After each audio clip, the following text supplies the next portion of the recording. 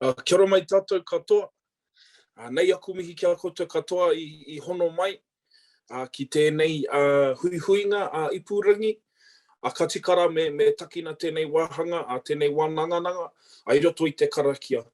Kia ora mai tātou.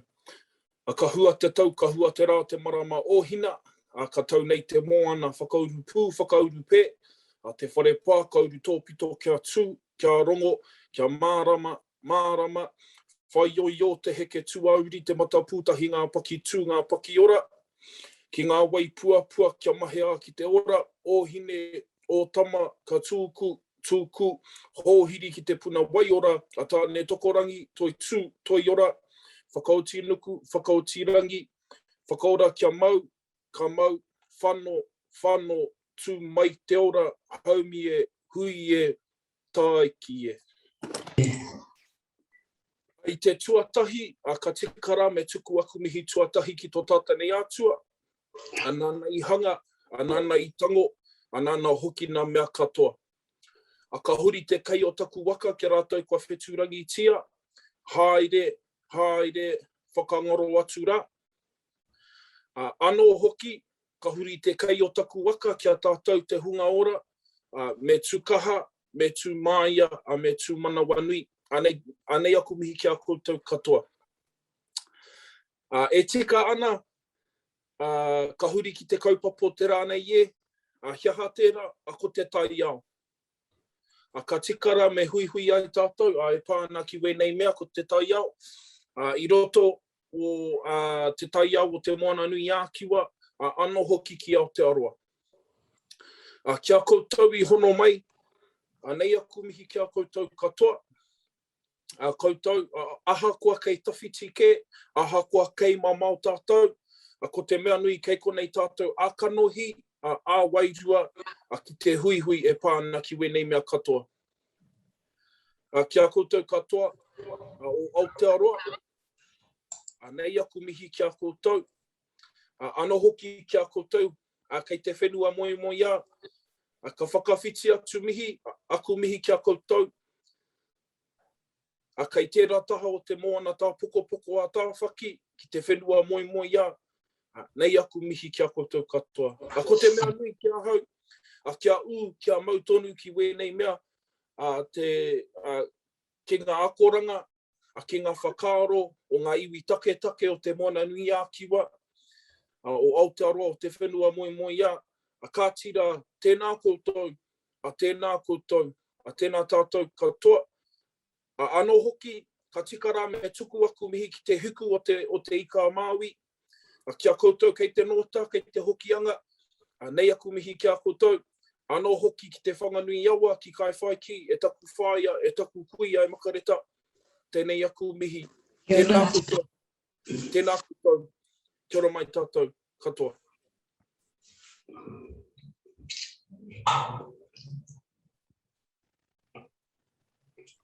Kia ora tātua, talofa lava, malo lilei, morning true, and happy Tuvalu Language Week.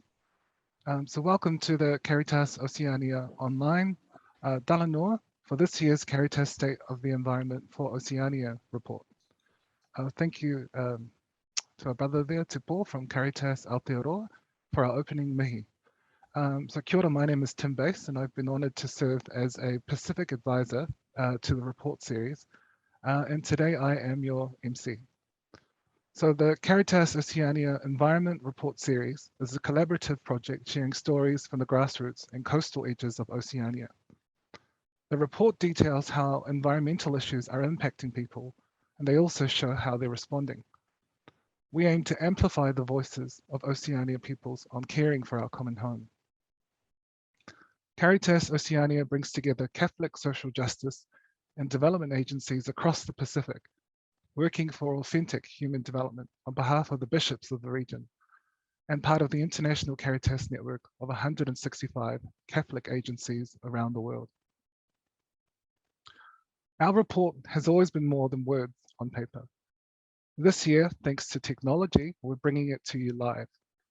So our stories have been shared through Facebook and online, and today, key partners and associates will speak to you from their own space. Specific stories and case studies will be shared in the main session, And there's an opportunity for sharing on specific issues in our breakout rooms later on. So it's my job to keep everything on track today, tell people when their time is up and keep things moving along. You know, very important in an island Zoom, in a Zoom full of island people. So before we move on, just a few acknowledgements. We'd like to acknowledge senior leaders from the church who are present. Cardinal Suare Mafi, Archbishop Louis Chong, Auxiliary Bishop Michael Gielan. Thank you for your presence. And we acknowledge also all our other church leaders who are present. We also want to acknowledge the directors and staff at Caritas Oceania, members, and our various partners and associates who have shared their stories and insights. Acknowledgements also to Marita, Matthew, and Kate, who will be working in the Zoom background, making sure everything goes smoothly, or as smoothly as possible in these uncertain times. In this season of creation, we also acknowledge the Laudato Si movement for the Zoom platform and publicity assistance. So just now a brief outline of our program. Thank you. So shortly, Cardinal Suare Mafi will welcome you all on behalf of Caritas Oceania. Then Martin De Jong and Amelia Maafu, who have been with the report since the beginning, will provide context for our series of sharing stories on what's been happening around the region and key challenges people are facing on our 5 key issues. We will then move into small group discussions on various themes where you will have facilitators and note takers. So most of you will have pre-allocated a room before now, but for those of you who haven't, Kate is going to pop our 7 options in the chat box, and you can see those options there. So if you haven't chosen a room, you can send the direct message to Kate in the chat, and she will slot you into one before 3 p.m. when we break. Thanks, Kate. So around 3:15 p.m. We'll then come back for brief sharing of one key point from each group, and then conclude with an indication of where to from here.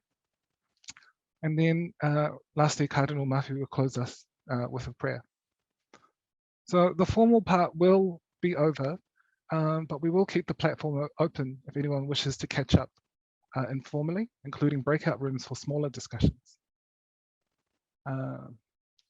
So just to note, there is no general Q&A session, but if you do have a query around process or technical support, please pose those queries in the chat, which Matthew is monitoring. And if we can assist or answer your questions in some way, we will try to do that or follow up after the event. Okay, I'd now like to invite His Eminence Cardinal Suare Mafi, Archbishop of Nuku'alofa and President of Caritas Oceania, to welcome us all on behalf of Caritas Oceania. Thank you, Tim Bass, our moderator for Talanoa. It is indeed my special honor as the President of Caritas Oceania to welcome each and every one of you, dear friends and co-workers, to our Talanoa this afternoon. Malo lelei, kia orana, Pulavinaka, Talafalava, Bonjour, Maori, halo ola keta, Pakalofalahiatu, and very good afternoon to you all. I'm so happy that so many of you have responded positively to the invitation proposed by Caritas Oceania, as led by Caritas Aotearoa New Zealand, and hosted this online Talanoa. May I extend a special welcome to those of you who would be leading our Talanoa, who would be leading us in this discussion this afternoon with their input stories and experiences in the different areas where the impact of the environmental issues were and still are truly felt from the grassroots and coastal frontiers of our Oceania region. I'm confident and very hopeful that your expertise and wisdom, as well as your own personal participation in the suffering and pain, those loved ones whose voices were the cries of the voiceless, that we as family of Oceania Caritas are being commissioned by love or Caritas itself to re-echo their cries and to amplify the sounds of their struggles so that the proper attention and actions be given them.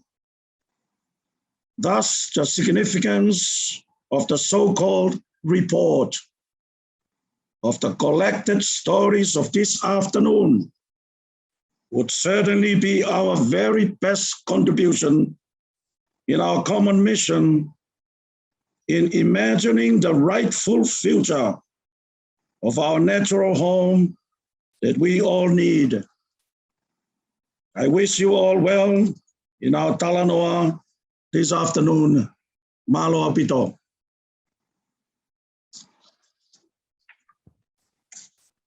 Malo apito, Your Eminence. Thank you, Cardinal Maffei. Now I'd like to hand over to Martin de Jong, Advocacy Advisor for Caritas Aotearoa New Zealand and lead writer and researcher for the Oceania report series.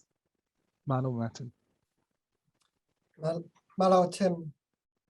Kia ora tātou, no harakia ho, ina nei e noho ana ho ki te awa karangi, ko Martin de Jong, tōku ingoa.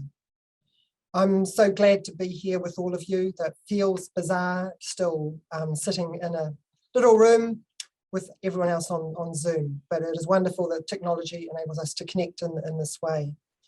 I would have loved to personally thank and acknowledge many people who have joined us, and it's really quite incredible. I don't know what the numbers are right at the moment, 60 or 70. But it's great to be sharing our stories with you across the region. We've been doing this since 2014. I'm sure that most of the people here have some awareness or knowledge of the report. I don't need to go into too much detail what we've done in the past. But each year since 2014 has built on the previous. Each year we've done it a little bit different. Each year we meet new people. This year we've gone online. Some of the stories that have informed our analysis this year on our website and online through a map that we've created. Other stories and video are there, and this map will be populated even this week as well. One of the key features of the report series is our following of 5 key issues. It's coastal erosion, inundation, sea level rise, the impact of extreme weather on poor and vulnerable people around the region, the marginalised and overlooked communities,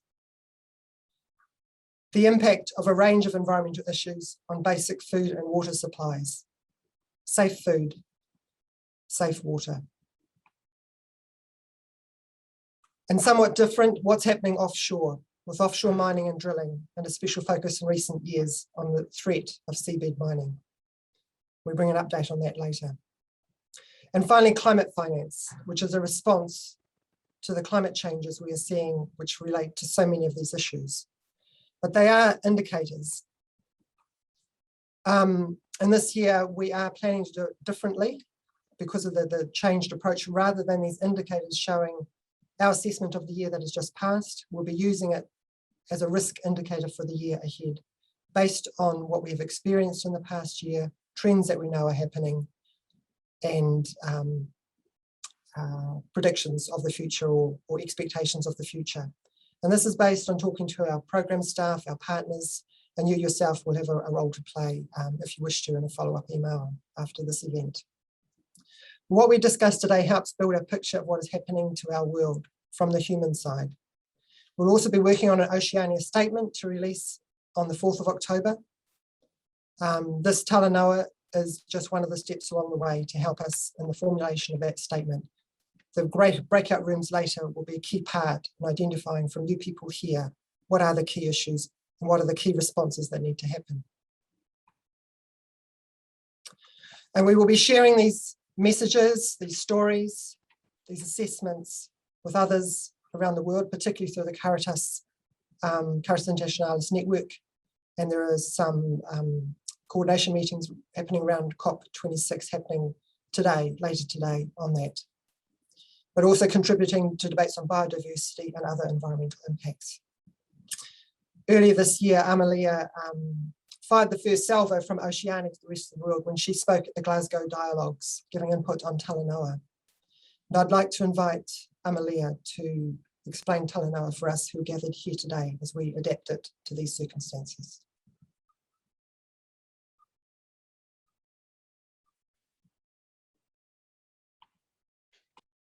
Talanoa is a commonly used concept, particularly in the Pacific Islands, in Fiji, Samoa, and Tonga throughout many generations. Talanoa was also the methodology used to base conversations in COP20 to engage in inclusive, participatory, and transparent Talanoa. Fofolai whala kai Talanoa e kainga is a uniquely Tongan conceptual framework. It means to roll out the mats so the family can dialogue. The family in the Tongan context can be extended from the immediate to the extended kainga. It is an invitation to the members. It is an invitation to the members of the kainga to come together and Talanoa. The whala or the mat signifies family, grounding, or safe space. The whiunu or strands that are used to weave the mat represent respect, humility, forging of good and respectful relationships, and the passion for ensuring completion.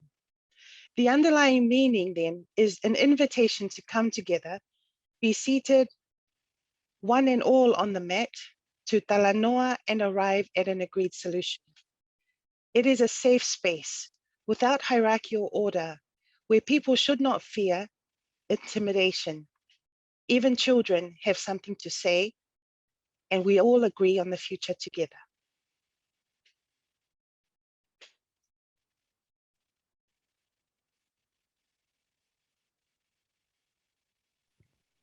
Hello, Amalia. Okay, so now through the eyes and ears of people closest to the ground, we will hear how the interplay of environmental degradation, COVID, poverty, and other issues are impacting ordinary people around the Pacific. We will see their struggles to survive, cope, and adapt, and some of the solutions they are finding through tradition and technology to live in a rapidly changing world. So just a reminder to our speakers, if we can please keep our overall input to 4 minutes. I'm going to use the raise hand function on Zoom to let you know when you've bypassed that 4-minute timeline. So first we go to Tonga, where Amelia Ma'afu has served as Director of Caritas Tonga and led its deep engagement on addressing climate change challenges for her people. Malo, Amelia.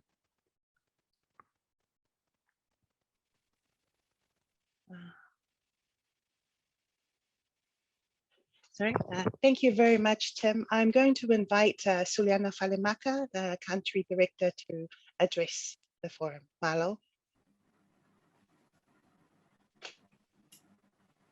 Malo Elele from the Kingdom of Tonga. My name is Maria Suriana Falemaka, National Director for Caritas Tonga. Climate change is impacting our lands, coast, water supplies, and weather patterns.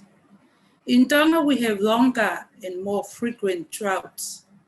In one of our island groups, especially at risk is our Hapai Island group. People in low-lying coastal areas are seeing stronger storm, surge, and flood events, while salt water is contaminating groundwater and affecting drinking supplies. It also changing the very nature of its chemistry. Ocean warming is affecting our coral reefs, and fish supply, particularly in low-lying coastal areas. Increased sea levels and storm surge during tropical cyclones permit the intrusion of salt water, hence contaminating the groundwater and affecting the quality and quantity of potable fresh water for drinking and other purposes. The sea level trend in Tonga suggests a general increase in sea level of 6.4 millimeters per year from 1993, when record keeping began. In Tongatapu, Caritas Tonga responded to this with the distribution of plastic rainwater collection tanks and established communal water refill stations across 21 low-lying coastal communities at communal locations, including school halls, community halls, and church halls. The impact of severe tropical cyclones causes significant devastation, widespread loss of infrastructure, including damage to ports, crippled industries in fisheries and agricultural crops, and significant internal displacement for affected communities are only the imminent impacts, not foreseeing long-term rehabilitation, which often flows onto next intense natural impacts, as was the case of DC Kita and DC Herald. COVID-19 adds to the burden of hardship faced by vulnerable communities in Tonga. Tonga is amongst 4 other countries in the whole wide world who are still COVID-free. The country's priorities are intensified, especially for emergency source shelter, food security and livelihoods, safe water, and sanitation. Caritas Tonga is working with the Tongan government and her stakeholders to do what we can to protect our people. We value our partnerships, namely our youth partnerships, and current collaborations with our own Department of Climate Change.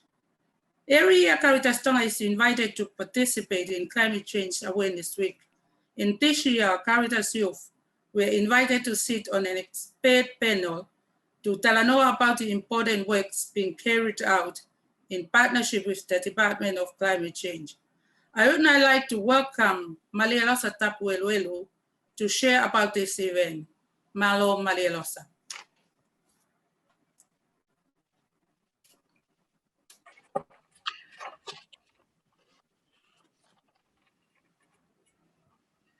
I now see Tim already raised his hands. I'll just be quick.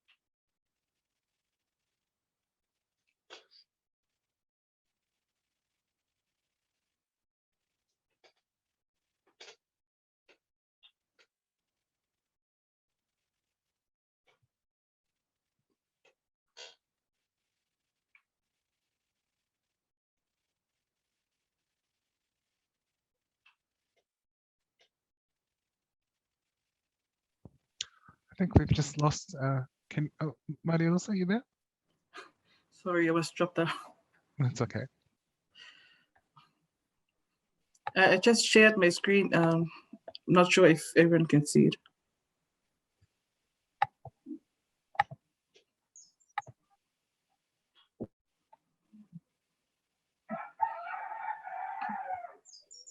Is my screen? Oh, all right. Yeah, we can see it, Malialosa. Okay, thank you. Sorry.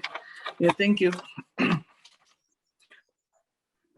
video is just some images from last week events while I'll go through some quickly. Sorry. Last week, Tonga's Department of Climate Change hosted a National Climate Change Awareness Week with the theme to build a more resilient Tonga, or Takanga e tau whaheke Tonga toloa, which signifies a call or invitation or reminder for all Tongan citizens to work together to build a more resilient Tonga.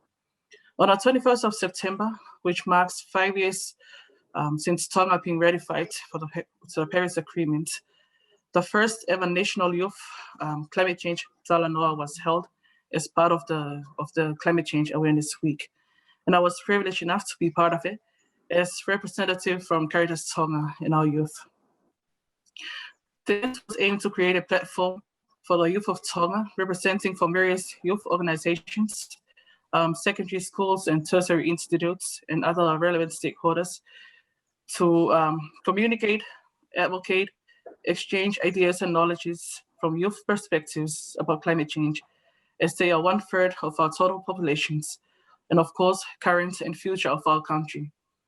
In this Talanoa session, youth were able to share their understanding, knowledge of climate change, advocate climate actions, and also voice the importance of ensuring that the national climate change policy is inclusive of youth and vulnerable populations.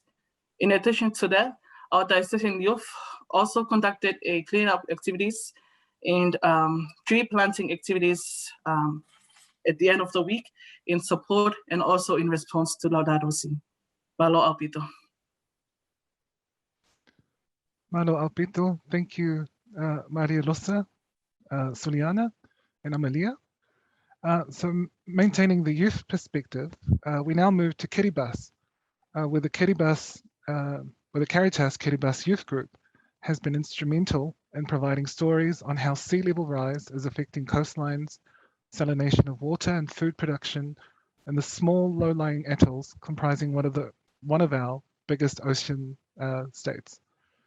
So earlier this year, members of the group visited Tabute'ewa atoll to raise awareness on the environment, to see what was happening and what kind of help the locals needed. So here by video is Baraniko Boatau on the visit.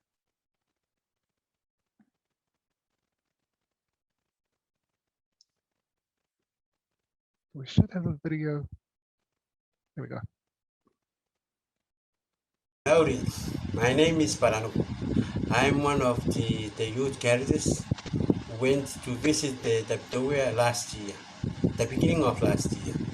So only 2 of us went there representing the youth Caritas. And while we were there, we just looked at the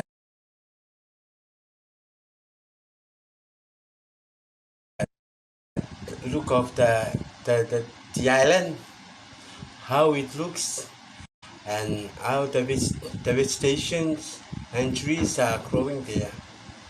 On our arrival, we see that there are dry trees around the area, and dust is all over the place. And this is because of the climate change. So most of the people live inland because they have no water further. So they live inland because of the good water and water supply, electricity and entertainment. And also economy, they get the money, they can get money over there. Because most people are employed like KDC and nurse. So the area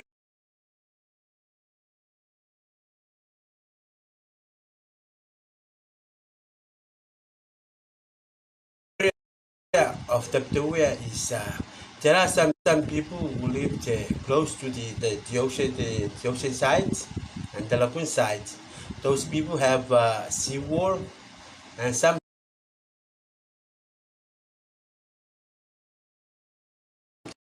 they don't have, but most of them they don't have. So people who don't have the seawall, I was suggesting that if we could plant and train them to plant the mangroves so that they can plant closer to the sea, especially those who don't have the seawall.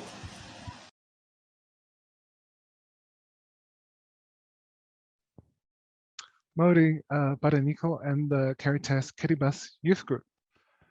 So remaining on the coast, but moving now to Fiji, where Kiribati has itself bought land in the expectation that one day some of her residents may need to move there. Currently, Fiji is dealing with its own displacement problems. Some villages have already relocated, while others are being assessed by the government for relocation in coming years due to rising seas. To provide us with some insight on the situation in Fiji, Kosita Tino Tiko Mai Bolatangane of Caritas Fiji is here to give us an update on the Waini video settlement in the Navua area.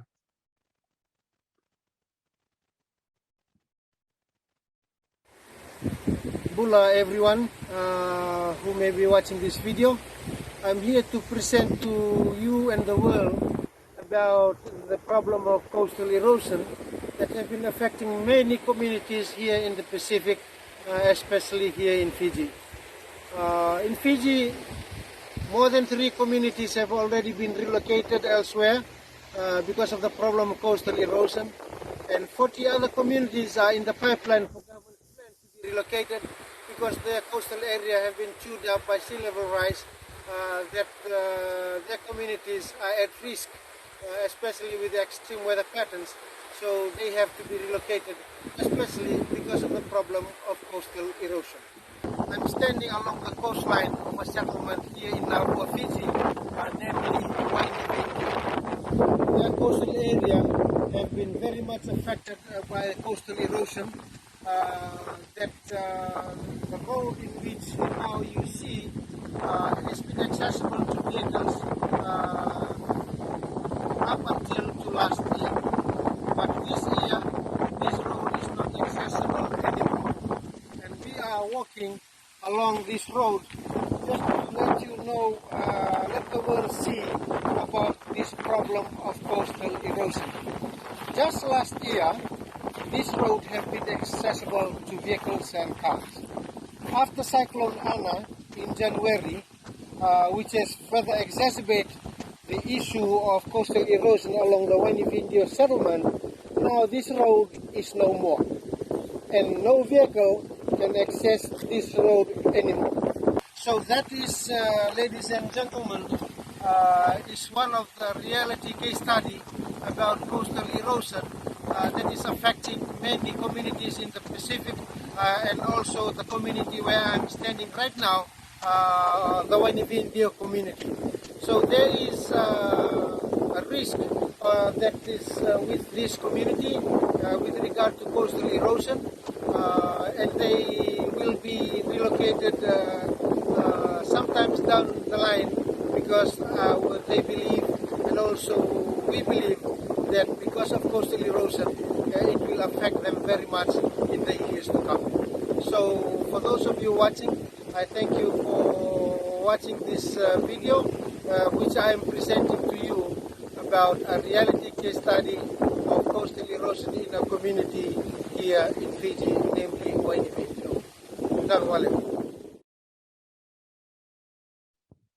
Minaka Vakalevu Kosi for the update. So Kosi is the coordinator for social ecological justice at Caritas Fiji. Kosi is also present with us today and will be facilitating the breakout room on coastal erosion later on. Climate finance is one of the key issues followed by the Environment Report and will be a hot topic at this year's United Nations Climate Conference, COP26 in Glasgow. Here to update us on climate finance is Martin. Thank you, Tim. Just briefly, climate finance has consistently tracked it woefully inadequate on our indicators. We rate it according to its impact on the poorest and most vulnerable and the difference it's making or not making. Last year, there were some positive signs, and I'm pleased to say that Ursula Rakova-Tulati-Pacer is assisting with UNDP small grants to help the smaller islands around Bougainville. She's one of the communities we've tracked over a long period of time with the reports. Another project we've been following is the Vasigano large-scale climate finance project in Samoa. I'd now like to invite Karen to introduce us briefly to that, and we will play a short video and Karen will comment further. Thank you, Martin. Hello, everyone. Sorry, I'm not on video. As usual, when you need internet the most, it's not really working. But I'm here to talk to you a little bit about this project, about the Vaisingano catchment. So climate financing came in 2016 to help with some extreme flooding in the Vaisingano river mouth area. It's about 37,000 people that live in the area, and this area is housed to a lot of government infrastructure, schools, houses, businesses. So it really affected the economy of the town area, of the country, when all of these establishments would get flooded and incredibly damaged. Anyway, in 2016, the Green Climate Fund started working with the Samoan government and also with the UNDP to start implementing a $64 million project, US dollar project, to address the issues. It specifically was meant to aid the government of Samoa to enhance the capacity and information base to pursue an integrated approach to reducing vulnerability to flood-related risks, flood-proof key infrastructure in the Vaisingano River catchment, and upgrade downstream areas to increase river capacity and allow for the more rapid outflow of floodwaters. So we have a short video, or a snippet of a video today, for you to see a little bit of the infrastructure that has been put in place as part of this project. And then we'll have a little bit of a commenting session right after we show you the video.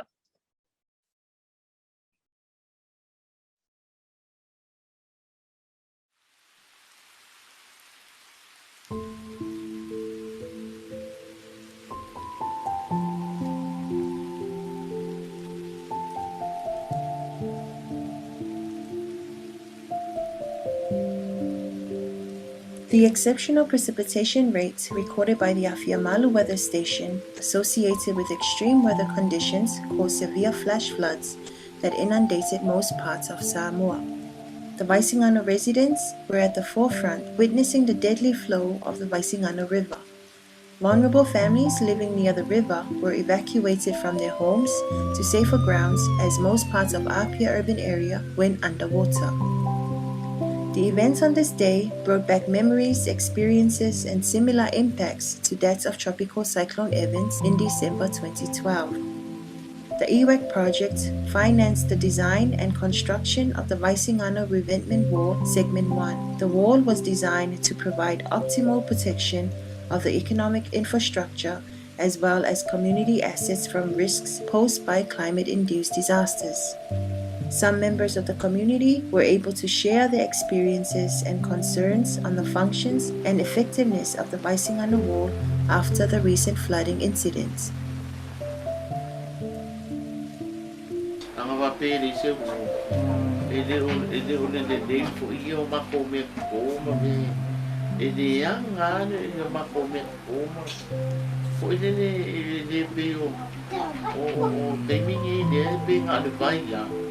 Ngā sua vai ai ai, uli ai na se pampana koe, e koe mo ai vai, ia ngāwe nea uko ngā mangongo e lau whāngau, e de se o kinkikia, wale mga kua whapea ai, ai o nā me mawhaingo sa, ai ke o waka ka me o mako ai no, mo whan mako ai ai, sa mua na sanga, kai au na sanga, ai so ai ole e ko ta tino a o fa ka kene na ma mole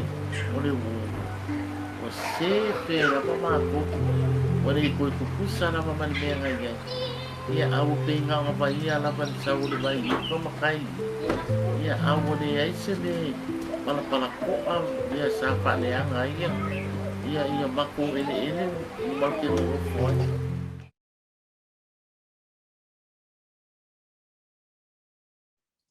Thank you for playing that, Tim. So there you could see some of the benefits that the infrastructure that was built as part of this project has provided for the community and the residents of that area that along the riverbanks of the Baisinano River. That whole flooded area that you saw at the beginning of the video, that is the Apira urban area. That's where all of the establishments, the businesses, government buildings, hospitals, schools are located. So you can imagine the risk that this river poses to this area. It's important to note that this project actually started in 2016. So it's been a couple of years now, and just now we're starting to see some of the benefits of these projects that take a really long time to implement, right? So what I wanted to just maybe raise the concern or the question is, like, there are other areas here in Samoa that are suffering from the same impacts of floodings because of deforestation up in catchment areas. And then once it gets to lower lying areas, and even as the river is flowing down, the riverbanks overflow. We actually have a great tangible story from a community that we have been working closely with here in Samoa. The community is Moamoa Fo, and we have been working particularly with one family that has lost over half their land to the river current. This happened last December. So we'll have more on that in our next Talanoa session on October 4th, but it's just the importance of this climate finance to come now, because there's urgency. And just understanding how long it takes for these infrastructure projects to be implemented and to start reaping benefits and safeguarding communities, you can see that, the time is now, and we really need it now. Thank you so much, Tim. That's all from me. Lava Karen, thank you for that update from Samoa. Just before we proceed, I've just got a reminder from Kate Goa. If you haven't chosen your thematic breakout room, please do so. You can private message Kate on the Zoom chat. And just a reminder for the topics, I've posted those in the chat and you can see them there. Cool, so now to our elder brother in our region, where first Australians have lived on the land for over 65,000 years, or in their terms, from the first times. The Aboriginal Carbon Foundation is a partner of Caritas Australia. It facilitates higher integrity carbon credit schemes for local communities. Its peer-to-peer strengths-based approach focuses on community development using the strengths, assets, and connection with land that the community has. There are 36 different methods of carbon credit creation, and here to explain more is Rowan Foley, CEO of the Aboriginal Carbon Foundation. Kia ora, Rowan. Thank you. Nuntu Paya, Nalu Ini Rowan Foley, Nalu Buklupa, to Wanka Uankara. So I just said, hello, how are you? My name's Rowan, and I'm very happy to be here and to talk to everyone today. I welcome a conversation with my brothers and sisters throughout the Pacific.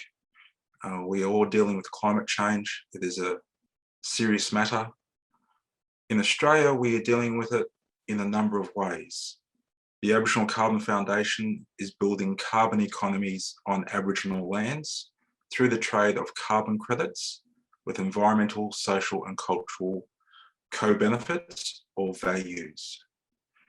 We sell these to the corporates. In fact, we've just offset the Commonwealth Bank, the largest bank in our region, the Australasian region, for a second year in a row. That money goes towards the community, goes towards rangers, but most importantly, it goes towards fire management to reduce the greenhouse gas emissions and to promote cultural burning of country the right way. So we're using carbon credits to implement cultural burning the way that it should be done.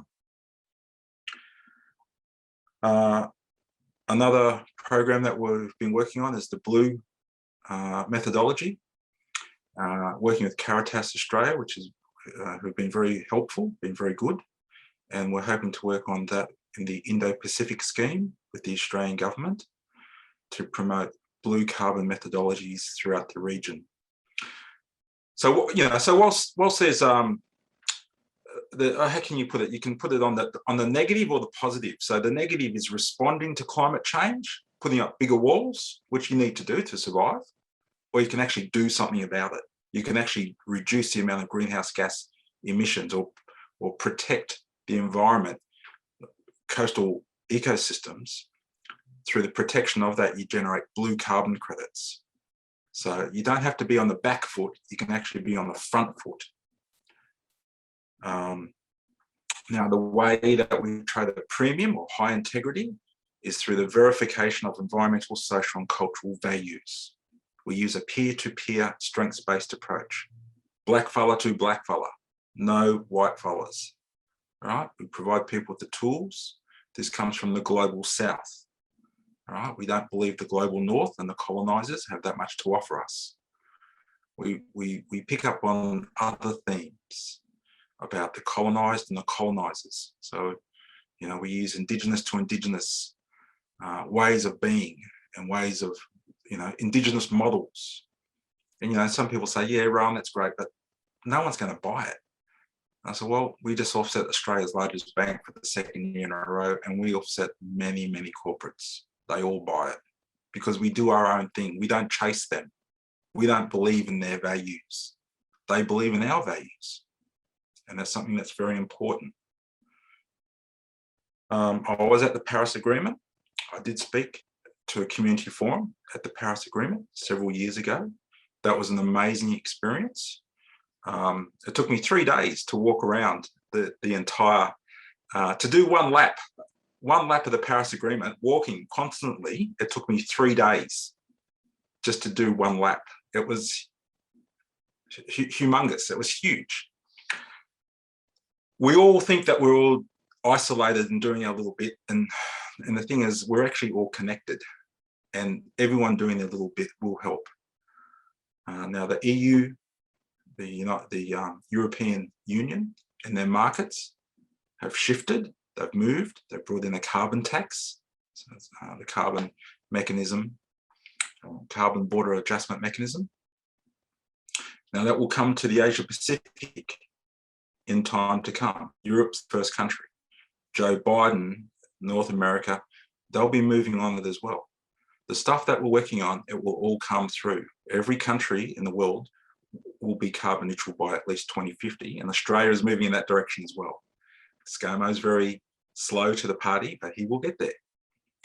So every island nation throughout the Asia Pacific should be carbon neutral, and most do have plans to be carbon neutral by 2050, which means that you will have to generate your own carbon schemes to be carbon neutral, which means you'll have to have carbon credits, because you can't turn the electricity supply off overnight.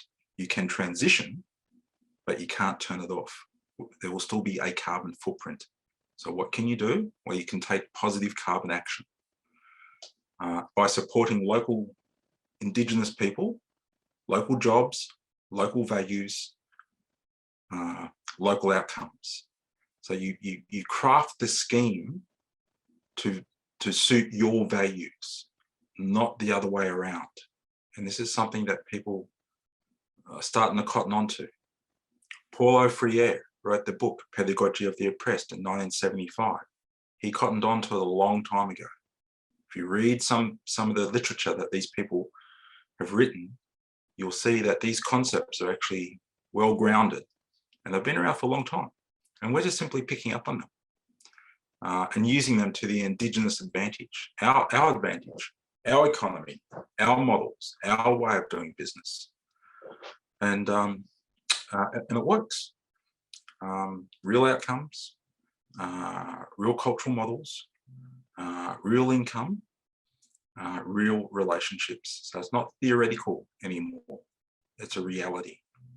So we hope to speak with people in the region a lot more, and we value your ideas and concepts. The Maori Carbon Foundation is based on our work with our blessing, and First Nations in Canada are very keen on us, our work, the peer-to-peer strengths-based approach, First Nations to First Nations. So none of the colonisers, only Indigenous people. I'll leave it there. Okay, thank you. Kia ora, Rowan, and thank you. So we're shifting ground again. Now we travel to the other side of the South Pacific to Papua New Guinea, where John Momori of Caritas Kavieng and Jonathan Masulam from the Alliance of Solwara Warriors brings us up to speed on the continuing battle against seabed mining. John and Jonathan come to us today from Milne Bay at the southeastern end of Papua New Guinea, where they are in the midst of consultations with wider civil society organizations. Over to you, John and Jonathan.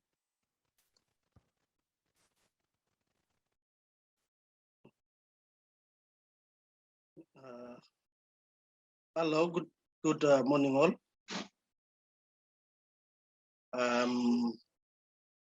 My name is Jonathan Masulam, and colleague John Momori, Caritas Liaison Coordinator for Kavieng. We're both here to present on the issue of seabed mining. You know that seabed mining is a global concern, not only in PNG, but the Pacific as well. We are on a mission. It's a 2-week, almost 3-week mission, and from Milne Bay, we'll finish from here on our consultation on a campaign on seabed mining from Milne Bay to Medang, Manus, East New Britain, and New Ireland. Now, let me present on the reason why we are campaigning against seabed mining. Now, PNG government gave the mining exploration license in 1997, and 2007 gave the Nautilus Mineral the exploration license. And in 2011, the first mining license was given to Nautilus. Since then, we have been advocating and campaigning against seabed mining for the last 8 to 10 years now. Now, the issue of seabed mining, as we are now discussing the impact of climate change for coastal communities, atolls, and like us in the Pacific, we are now facing severe impact of the impact of climate change. Our coastal shoreline has been eroded.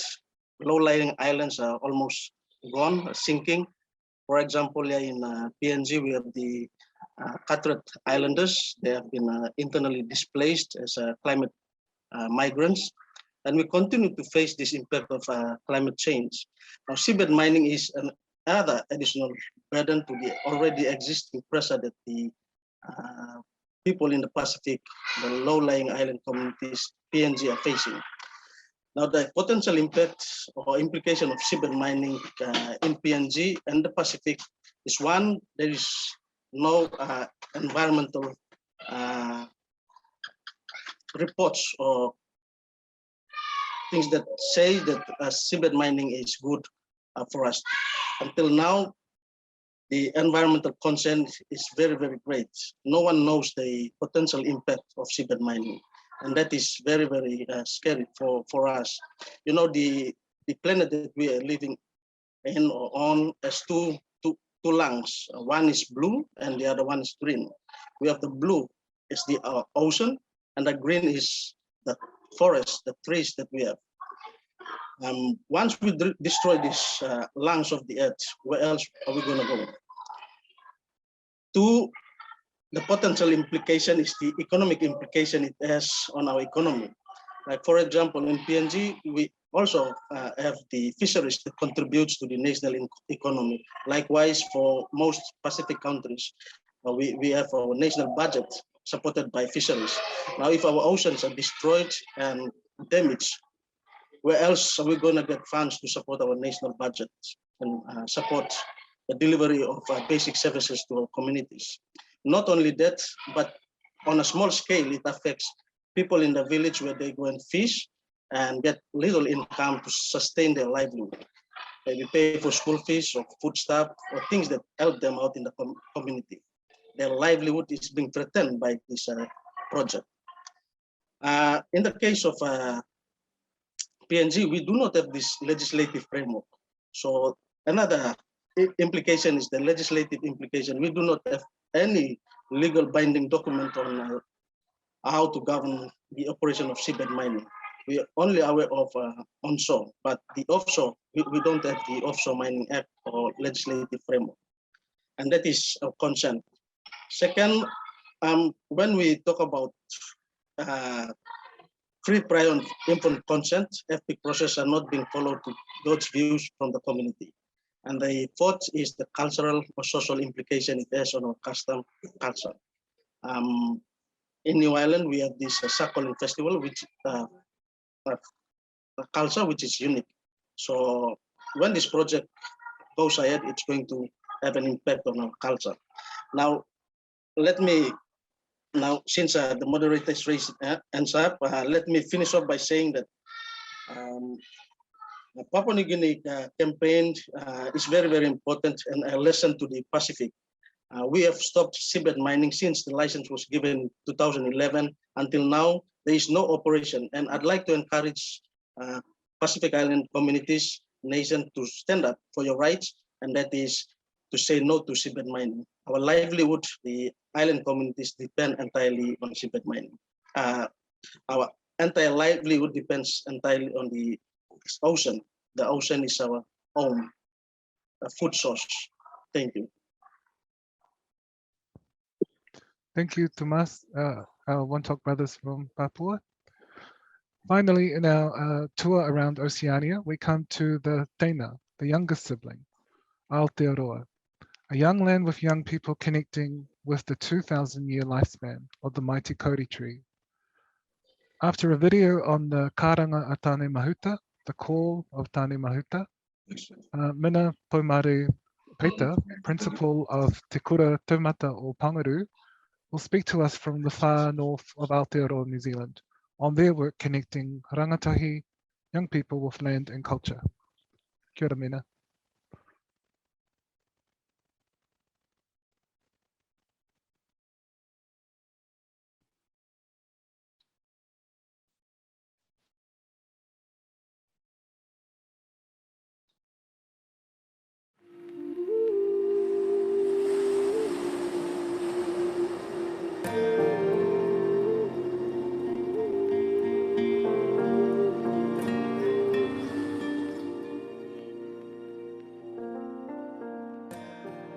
That heart, you know, we often talk about having that heart and desire.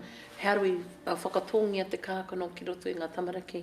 How do we plant that seed where they have a want and desire and a passion for the love of this kaupapa, you know, taiao. Trying to do now is re-engage our whānau, and yes, our kids are at the forefront, but I also believe just going through the Karanga Tāne Mahuta project with our younger tamariki for the first time, year 1 to 8, I realised that our educators, the ones that are actually in the classroom, and so it's really important that our educators inside the classroom walk alongside.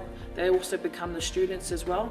And that's the difference now, is that we can get our tamariki out there all the time. I truly believe that our tamariki have the answers to half the world's problems if only us as adults would listen.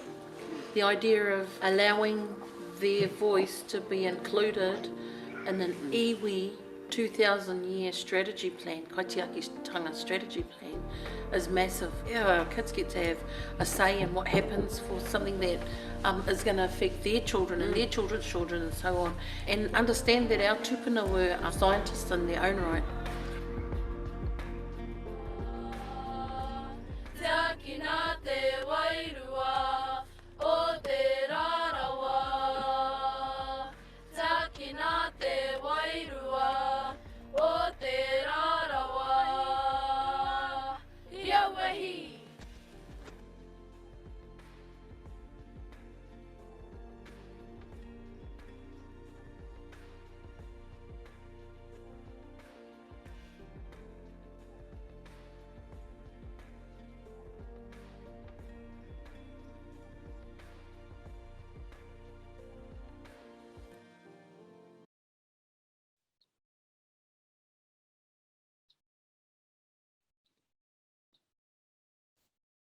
Ai, tēnā tāta katoa. Mihi ana kia koutou katoa mai tēnei tōpito o Aotearoa kia koutou ngā koutou e noho ana i ngā mautere I ngā maute o tō tātou nei ao, e mihi ana kia koutou katoa. Ko hau ko mina pomere peita, ai tika he uria hau no te raroa, no he kaiako he tumuaki a hau hoki.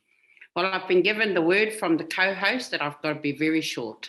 So you'll watch the video. We have three things. There are three words I want you to remember. Kaitiakitanga, which is what we have all been talking about, which is important that if we look after our land, it will look after us. And two, youth are part of the solution. They are part of the solution, and their views and their perspective is part of the solution. And three, time. Colonizers have been telling us how to do things according to their time. And now as Indigenous people, we need to take back and understand what time looks like for us. How do we observe the seasons? How do we observe the land? How do we observe our ocean and our sky?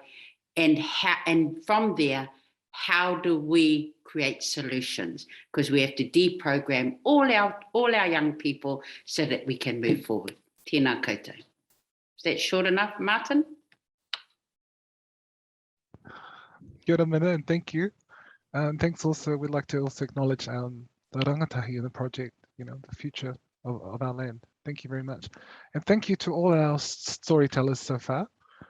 Okay, so we've heard from quite a range of people, a range of topics. So after hearing some of these issues for our region, it's time for concentrated sharing. So we're now going to move to our breakout rooms. I just want to check with Kate and Marita that we're all set and ready to go. And if you haven't chosen a room, you can private message Kate and she can sort that out.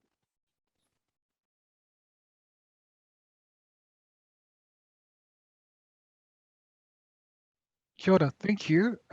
Thank you all for engaging in that exercise. And I hope you've found that productive. And we're looking forward to the ideas and the statements that you all put forward. So if I can just go group by group, if you could give me one key point, one key takeaway in response to those key questions. And there will be further opportunity to engage in further Talanoa around these issues. So if we can start with group number one, Tangata Whenua Indigenous. Someone like to speak on behalf of group one? Kia ora tātou. I'll speak on behalf of this group just because I think I was moderating it. So I guess I'll just sort of speak to the questions and the answers that we came up with. So the sort of strong theme that we got about what needs to be done in the future is primarily that we need iwi, te iwi Māori and Indigenous people, those that are Indigenous to the land that is in concern. So if we're in New Caledonia, we need those that are Indigenous to that land to be at the forefront of driving the process and the conversation on how we move forward given the current context that we're in. And then we heard from Joanne from Hokianga, who also said that where there's the tail of the fish, sometimes we need to wag that tail to make the fish go. And so if things are not being done, then Indigenous people in the far north and many different places are already just putting into process what they need to do. And so if we can support that, enhance that, that's the answer to the future. And then Melania mentioned also a bit about the respect that we need to have for those people of the land and how they will be able to help us move forward. Well, I'm sorry, I realize I've spoken a bit, but yeah, that was sort of the corridor that went on, and I feel like the connection that tangata whenua have to that land is more than just existing on it. It's deeper, it's spiritual, and that's what governments need to look at when they look at how to move forward. that was a bit of the kōrero. Kia ora. Kia ora, Matthew. Kia ora, Matthew. Kia ora, and thank you, Group 1. So for Group 2, youth and young adults, I was the facilitator for that breakout discussion. So no surprises to our answer. Our answer is engage rangatahi, engage youth in solutions. So engaging them in terms of building and executing those solutions. So we see the engagement of young people is fundamental to the ongoing and future success of climate advocacy and protection. And we saw this quite visibly in the example from Tonga and the example from Aotearoa today. In terms of a tangible outcome or recommendation that we developed, we discussed, we talked about the need for national strategies for engaging youth in climate advocacy and action. So we're all aware of the various frameworks that are floating across the region, the Pacific Youth Development Framework. Most countries have a youth development strategy. Developing one specifically for climate advocacy and action is the main recommendation from this group. So kia ora and thank you to our Group 2. Group 3, coastal issues, coastal erosion, flooding, and sea level rise. Kosi, I think, was chairing that. Talanoa. Yes, thank you, Tim. Yeah, actually, I didn't get the question anyway, but we discussed around the area from the experiences that we have shared about it in Fiji on the issue of coastal erosion, which Phil did ask a question about how the government is the government financing these relocations, the land provided by the government. Actually, in Fiji, the relocation that is now going on in Fiji is that the government actually is financing this relocation through climate finance that are coming in, but the land is provided by the community themselves because most communities in Fiji are located along the sea, coastal areas, along the rivers because of livelihood in terms of, but now because of the problem of coastal erosion and sea level rise, they are at risk, so they have to be relocated. So the relocation is actually financed by government and as well partnered by communities in terms of land. Paulo from the Transcendent Oceania is working for Transcendent Oceania, an organization in Fiji that works around the area of climate change as well and mitigation. And they have been working with communities here too in Fiji, and one of which is he was mentioning is Vunisavisavi, where the burial ground has been underwater, and if they have to bury somebody, they have to wait when the tide goes down, and they have to go ahead with the burial. And as well as most of these people have a cultural obligation in this community at Vunisavisavi. They have a cultural obligations for the Vanua that they have to guard the land where the chief, the land very much central to the chief of the Vanua, and so they have to remain where they are. Actually, waters are coming up to the houses, but they still remain. 4 houses are being relocated, but others wish to remain, not wish to remain, choose to remain because of their cultural obligations to guard the coastal areas of the Vanua. Yeah, I think the way forward now for the future in this coastal around the coastal erosion is, for now, is relocation. It's to relocate them for their safety because of extreme weather patterns that cyclones and other disasters are getting stronger and stronger, so they are more at risk. So relocation is the way forward for now, and also adaptation. some villages in Fiji, actually the elders are telling the young ones who are newly married, newly couples or young youths who want to build house, not to build around the same area in the village. They have to build up higher. So to adapt to, it's about adaptation rather than building along the sea, along the coastal areas where it's very much at risk. And I think the way forward and the most way forward now is to try and amplify the voices of these communities to the international scene, that about to be true to the discussions about reducing carbon emissions.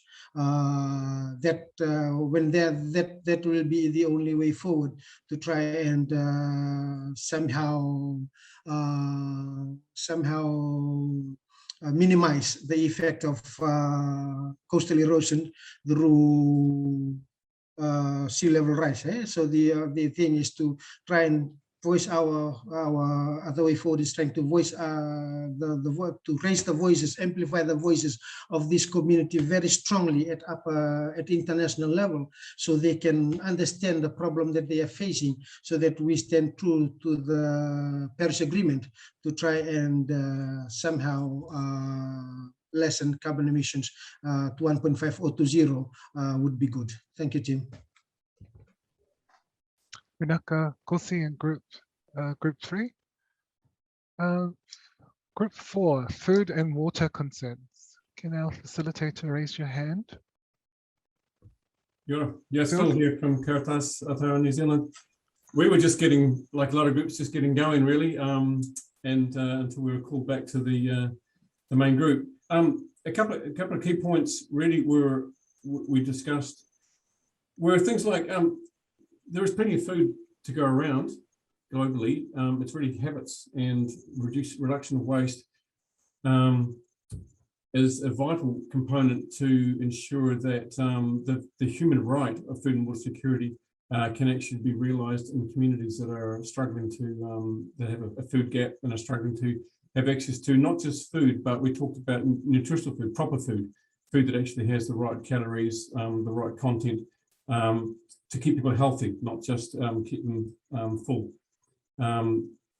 With water security, they're similar, but there's some differences there. We was discussed about that there is actually the right technology. There's the right using the appropriate technology to ensure that water security is accessible by all people.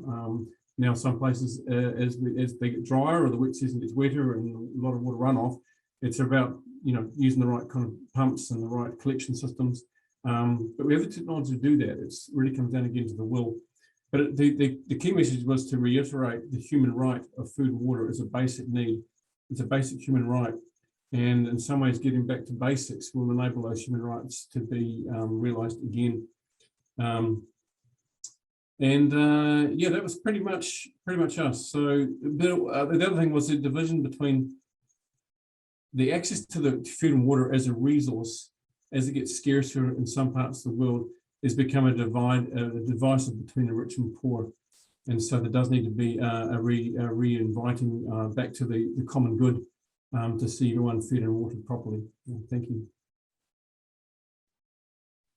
Kia ora, Phil, and Group 4. Group 5, extreme weather disaster risk reduction. Our facilitator can raise his hand. That was me. Thank you, Tim. Karen, thank you, Karen.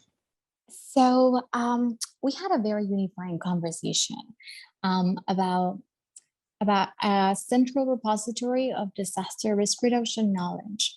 So basically, this is recognizing that each one of our countries has a lot of technical knowledge and a lot of traditional knowledge, but it's basically the idea of bringing all of that together, recognizing that we face the same struggles, that we face the same risks, right? So if we bring all of this knowledge together, we might be stronger. And this sounds a little like cheesy, but we are stronger together. So our action items or our advocacy, so to speak, was to kind of support a network between national disaster committees or agencies and ministries from each nation from across the region. And then having a united approach if a disaster strikes, recognizing that, you know, sometimes the same disaster might hit more than one country in our region, right? So it's like if we can support one another, recognizing that we face those same struggles, and knowing that knowledge base, having that repository that we can go back to, it might make us stronger, right? Understanding that there have been fewer climate emergency events, but knowing and recognizing that the forecast is that they will become more extreme and stronger. And just from like what we heard about today, and for example, the videos that we showed from Samoa, it's like those extreme flooding events happened in a non-cyclone type storms, right? So you can only imagine what a cyclone type of storm might do to the country. It's like we really fear like extreme devastation, right? And I feel like that's a fear from across our region. And it's time for us to just kind of put our heads together, put our hearts together, and definitely that knowledge base might be able to help us and be stronger, be more resilient, be more prepared, right? And that's all we had. Thank you to Michael and Lorraine, who brought a lot of this into our group, into our discussion. So thank you very much. That's all from us, Tim. So love Karen in group 5. Group 6, offshore mining and drilling, deep sea mining. I was the moderator, Nat. Hi, I'm Nat Lowry. I'm actually with the Deep Sea Mining Campaign. I'm based in Naarm in Melbourne. Yeah, we had Jonathan and John in that space, of course, and they presented to us. I think kind of the key thing that came out of it, there was sort of a discussion around this call for a ban and a moratorium, and what does that mean and what's the difference? And I think Jonathan really summed it up by saying there are different contexts. We understand that. We understand there's different country contexts. There's also the international context. But I think coming from their perspective as the frontline communities who have been really leading the charge against this industry for the last decade, that a moratorium is too soft approach and opens the gap for the equipment to be built and other things to be pushed through. So it was a very strong call, I guess, from Jonathan saying we should definitely unite around a ban, but recognise that some country contexts may be using a moratorium as a stepping stone towards a ban. And I think what came out of that too was the real importance that this is an issue led by people in the Pacific who are very much frontline to this industry. There's many countries obviously that are at risk in terms of national waters, but this is also in international waters of the Pacific Ocean. And I'm not a Pacific Islander, so I don't really want to speak on behalf of Pacific Islanders, but one thing I always hear from our partners is that interconnection they have with the ocean and the importance of it culturally, spiritually, economically. So yeah, I think that was the sort of summary. We really kind of just talked around that moratorium and ban, and there's definitely a clear message coming out of Papua New Guinea right now as they are set on their mission to travel around the Bismarck and Solomon Seas, that, you know, we should all really push for a ban as much as we can. Thank you. Kia ora, Natalie. Thank you, Group 6. Group 7, climate finance. Kia ora koutou. I was the moderator there, and I think the key message for the future is not to wait around for governments and institutions to provide something at the table, that we need to be operating models of high integrity, backed by good science, and that if we do that and look after the environmental, cultural, social aspects of what we're doing, then that high integrity will help us get there. But we can't afford to wait around for the promises or the requests for others to come to the table. So that was one of the key takeaways. There was a number of other really good conversations around things like the blue carbon and what that might mean in the future for the Pacific, for the well-being, and in terms of finance. But that we just touched the edges of that in our kōrero and Talanoa. Ngā mihi nui ki a koutou. Kia ora, Julianne, and thank you, Group 7. Thank you to all the groups, and thank you for participating in the breakout rooms. I know it's a big ask to get you working on a Tuesday afternoon, probably all zoomed out, as most of us are. So the sessions were recorded just for the purposes of ensuring that we have your points noted, and a small team from Caritas Oceania will be reviewing that, reviewing those thoughts and those words, and those words will contribute to the Oceania statement. So this will be released on the 4th of October. So if you haven't already registered for the event, please do so. And if you want to help form the statement, you can let us know. You can either email Martin or message us in the chat before we wrap up. And you can stay up to date by following us on the Caritas website or the Facebook group, the Oceanian, to find out ongoing news on the report, COP26, and opportunities to participate. So just on behalf of Caritas, thank you again for joining us and for a very productive Talanoa. So I'm now going to call on, Martin's going to let us know who's going to close this in prayer. Thank you all, and now we pray. God our Father, as we now reach the end of our Talanoa, and in gratitude for the inspiration of thy Holy Spirit, we once again thank you for this gift of the earth, our common home. We thank you for the grace gifts of the sun and the moon, for the salt sea and running streams. Thank you for the everlasting hills and serene horizons. Thank you for the never-resting winds and the noble breezes. We thank you for the trees and the common grass underfoot.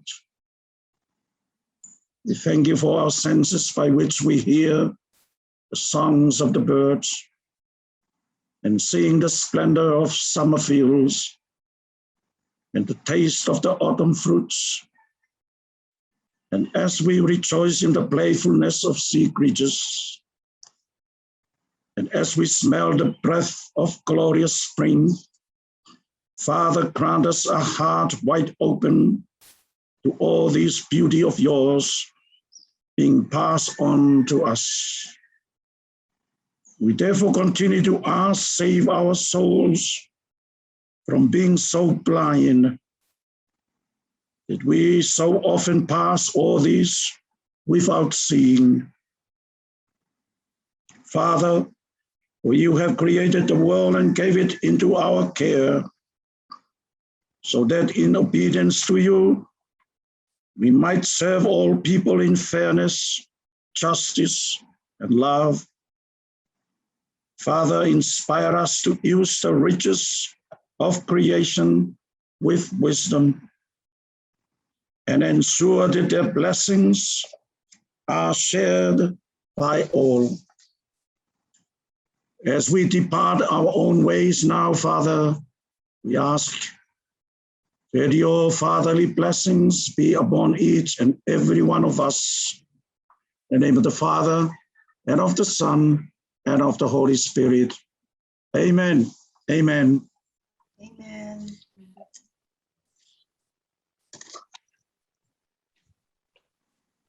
Thank you, Cardinal Muffy. And thank you, everyone. Have a good day. Ngā mihi.